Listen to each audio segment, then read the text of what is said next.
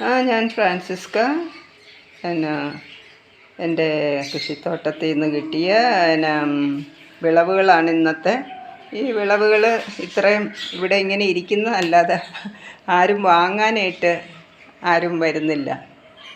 അപ്പം ഓരോ ഇന്ന് തൊഴിലാളി ദിനമാണ്, കർഷക ദിനമാണ്.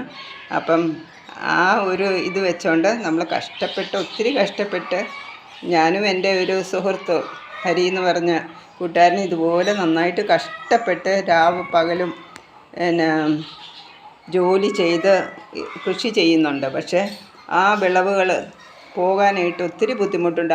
ഇതിൽ ഓടി നടന്നാണ് പിന്നെ ഹരി വിൽക്കുന്നത്. എനിക്ക് വീട്ടിൽ നിന്നൊന്നും പിന്നെ കൊണ്ട് കൊടുക്കാനൊന്നും പറ്റത്തില്ല. അതുകൊണ്ട് ഹരി ഇടയ്ക്ക് വന്ന് എന്നെ സഹായിക്കാറുണ്ട്. അപ്പം നമുക്കതുപോലെ ഓർഡറുകളൊക്കെ കിട്ടിയാൽ മാത്രമല്ലേ നമുക്ക് പിന്നെ കൃഷി സന്തോഷമായിട്ട് മുന്നോട്ട് കൊണ്ടുപോകാൻ പറ്റത്തുള്ളൂ. അപ്പം കർഷകൻ്റെ ഈ പ്രശ്നങ്ങളെല്ലാവരും മനസ്സിലാക്കണം. നമ്മൾ കടയിൽ നിന്ന് വിഷമായ സാധനങ്ങൾ ഒത്തിരി പൈസ കൊടുത്ത് മേടിച്ച് കഴിക്കുന്നുണ്ട്.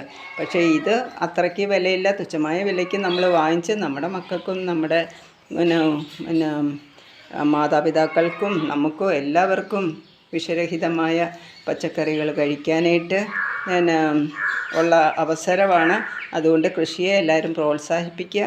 ഇതുപോലെയുള്ള സാധനങ്ങൾ വീടുകളിലുണ്ടെങ്കിൽ അന്വേഷിച്ച് ചെന്ന് വാങ്ങിച്ച് അത് കഴിക്കാൻ നോക്കുക. ഇന്നത്തെ രോഗങ്ങൾ, ജീവിതശൈലി രോഗങ്ങൾ, ജോലി കാരണം നമ്മൾ കടയിൽ നിന്ന് അതും ഇതെല്ലാം വാങ്ങിച്ച് കഴിക്കും. പച്ചക്കറികളും എത്ര വില കൊടുത്തും നമ്മൾ വാങ്ങിക്കും.